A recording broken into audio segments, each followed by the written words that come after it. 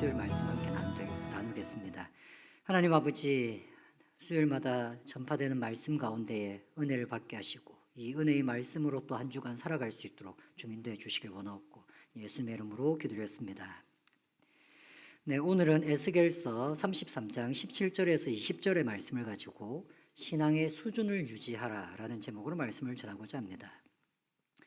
원래 세상살이라는 것이 한 번 있으니까요. 우연히 골을 넣을 때도 있고 우연히 홈런을 칠 때도 있습니다. 우연히 문제를 잘 해결할 수도 있겠죠. 하지만 일정한 수준에 다다라서 그 수준을 계속 유지하는 것, 그것이야말로 진짜 실력이라고 할 수 있습니다. 모든 것을 잃어버리고 믿음까지 다 잃어버리고 왔다 갔다 하는 거 말고 꾸준히 어느 정도 수준을 유지하는 것. 도대체 신앙의 수준을 유지한다. 오늘 우리가 읽게 될 에스겔 33장의 말씀은 파수꾼의 말씀이라고 아주 유명한 장입니다. 파수꾼의 이야기는 어떤 것이냐면 하나님께서 에스겔에게 내가 너를 이 이스라엘의 파수꾼으로 세우겠다 이렇게 얘기하시면서 파수꾼이라는 게 어떤 사람이냐, 적이 오면 그 적의 소식을 성 안에 있는 사람들에게 알리는 사람이다 라고 얘기하십니다. 그러면서 하나님이 이렇게 얘기를 하시죠.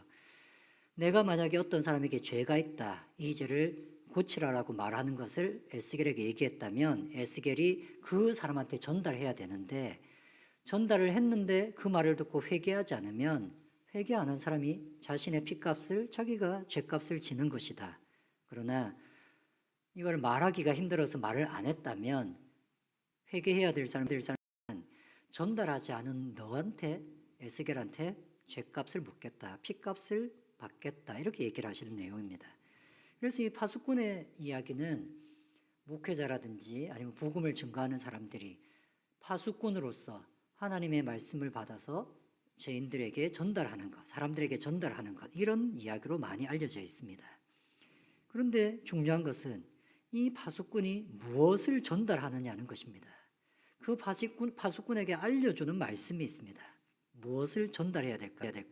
말씀이니라 나의 삶을 두고 맹세하노니 나는 악인이 죽는 것을 기뻐하지 아니하고 악인이 그의 길에서 돌이켜 떠나 사는 것을 기뻐하노라. 이스라엘 족속들아 돌이키고 돌이키라. 너희 악한 길에서 떠나라. 어찌 죽고자 하느냐 하셨다 하라. 이스라엘 백성뿐만 아니라 다른 이방 족속까지 다 포함해서 죄값을 치르게 하시는 것이 하나님이 기뻐하는 것이 아니라 악한 사람이라도 돌이켜서 회개하면 하나님이 용서해 주시고 그 죄에 대해서 죄값을 물으시지 않는다는 것이죠. 하나님이 파수꾼인 에스겔에게 요구하는 것은 회개의 메시지를 전하라는 것이었습니다. 하신다. 하나님이 원하시는 것은 회개였습니다. 그런데 이 메시지를 들었던 이스라엘 사람들은 이 메시지를 별로 좋아하지 않았습니다. 왜냐하면 지금 이스라엘은 외국인들이 쳐들어와서 공격을 당해서 망하고 나서 얼마 이 시간이 적혀 있는 것이 에스겔서 예언서이기 때문에 이스라엘 민족을 완전히 초토화시킨 적들이 있었습니다.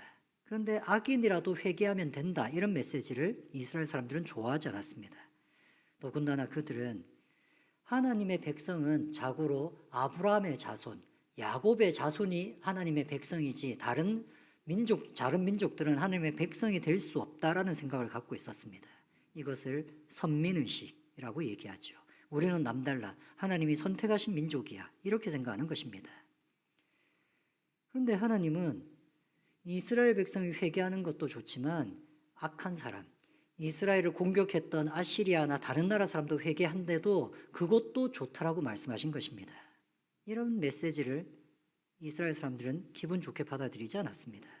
그래서 이스라엘 백성들은 이런 에스겔의 메시지에 대해서 이렇게 반응합니다. 33장 17절. 그래도 내 민족은 말하기를 주의 길이 바르지 아니하다 하는도다. 그러나 실상은 그들의 길이 바르지 아니하니라. 이스라엘 민족이 그렇게 얘기하는 겁니다. 하나님이 올바르게 행동하신 게 아니다. 하나님의 백성은 회개하면 살려주는 것이 맞지만 악한 자들은 회개한다고 해서 그 사람들을 살려주셔서는 안 된다. 하나님의 길이 바르지 않다라고 얘기하는 것입니다.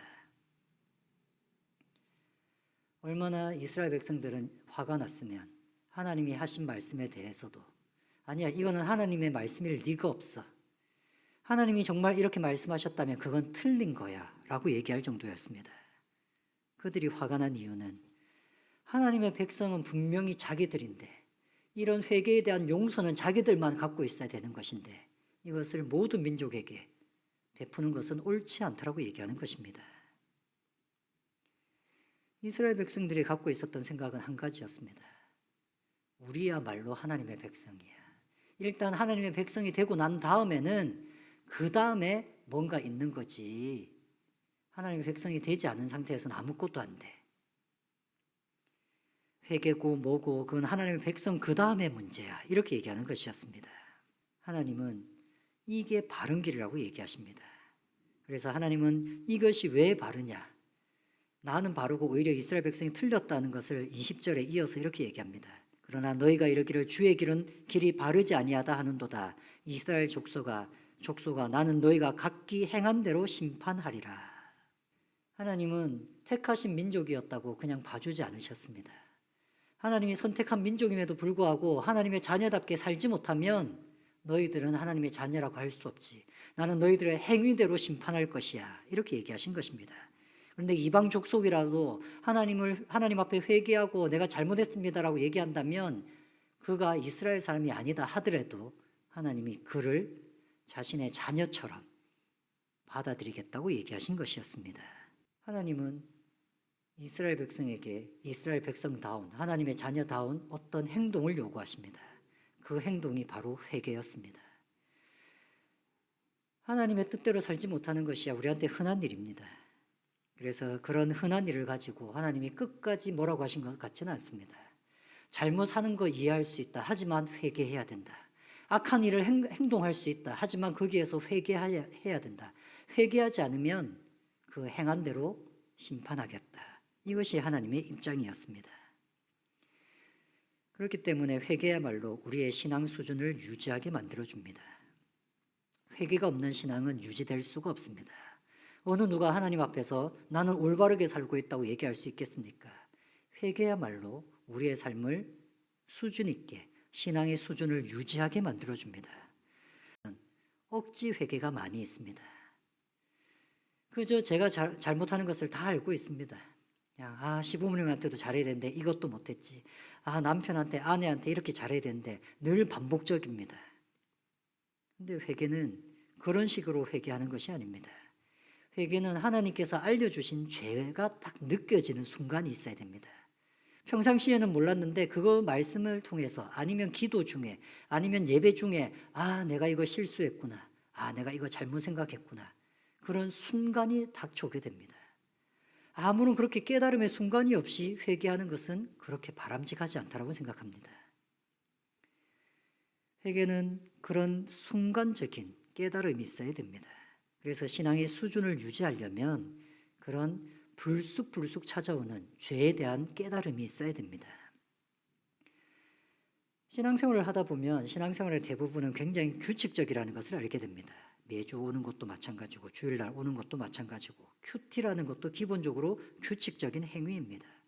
만약에 우리가 기도 모임을 했다고 하면 기도 모임도 규칙적으로 모이게 됩니다. 성경 공부도 규칙적으로 하게 되죠.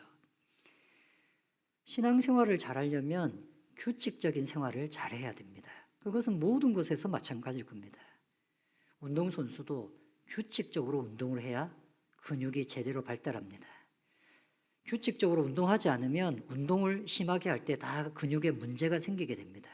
규칙적으로 꾸준히 운동을 해야만 시합에서 격하게 움직일 때도 그 근육이 버틸 수가 있는 것입니다. 신앙도 마찬가지입니다. 어려움이 닥치기 전에 꾸준히 신앙생활을 한 것이 있을 때에 그때의 어려움이나 아니면 시험이나 이런 것들을 견뎌낼 수 있는 것입니다. 그래서 영성훈련이라는 것은 늘 규칙적입니다. 그래서 어떤 영성가는 아주 작은 규칙이라도 꾸준히 하기만 하면 우리의 생각과 우리의 믿음을 변화시킨다고 얘기했습니다. 저는 그런 사람들을 많이 봅니다. 아주 작은 신앙 행동이지만 그것을 꾸준히 1년, 2년 하다 보니 이런 게 정말 신앙생활이구나 이렇게 알아가는 사람들의 이야기를 듣게 됩니다. 신앙생활은 규칙적인 생활을 잘해야 됩니다. 여러분 규칙적으로 할 수 있도록 뭔가를 정해서 실천하시기 바랍니다. 그렇게 혼자 실천하는 것이 힘들다면 성경 공부반에라도 들어가시면 참 좋을 것 같습니다. 그래서 성경 공부반에 들어가셔서 일주일에 한 번씩 꾸준히 성경도 보고 말씀을 나누다 보면 그것이 하나의 습관처럼 이어지게 됩니다. 성경 공부는 헬스장 트레이너처럼 여러분에게 훈련할 수 있는, 성경을 계속 볼 수 있는 시간을 제공하는 것이죠. 신앙의 수준을 유지하려면 이렇게 규칙적인 것도 잘해야 되지만 불규칙적인 신앙생활도 잘해야 됩니다. 오늘 말씀이 바로 그런 불규칙에 관련된 말씀입니다. 불규칙적인 신앙생활의 대명사가 저는 회개라고 생각합니다. 매일 아침마다 나는 몇 시부터 몇 시까지 어떤 것들을 회개해야지, 그런 회개는 우리를 힘들게 만들 것입니다. 그러나 기도하다가 어느 날 문득 떠오르는 그 죄에 대해서 하나님 용서해 주세요 눈물로 회개하게 된다면 그것은 우리의 영혼을 아주 밝게 만들어 줄 것입니다. 회개라는 것은 그렇게 기도나 말씀 가운데서, 예배 가운데서 불쑥 찾아오는 것입니다.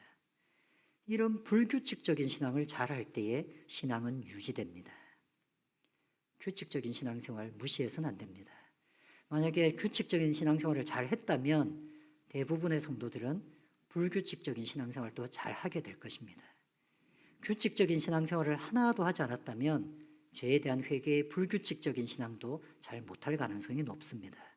여러분, 우리의 신앙이 항상 유지되었으면 좋겠습니다.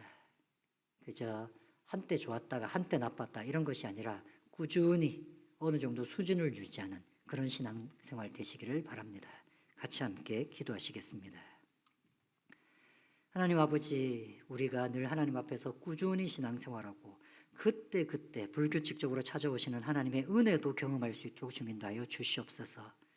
하나님, 우리 모든 성도들이 주님 안에서 자신의 신앙의 수준을 유지하며 하루하루 살아가며 그 신앙의 힘으로 이 세상을 살아갈 수 있도록 주인도하여 주시옵소서. 감사를 드리오며 예수님의 이름으로 기도드렸습니다.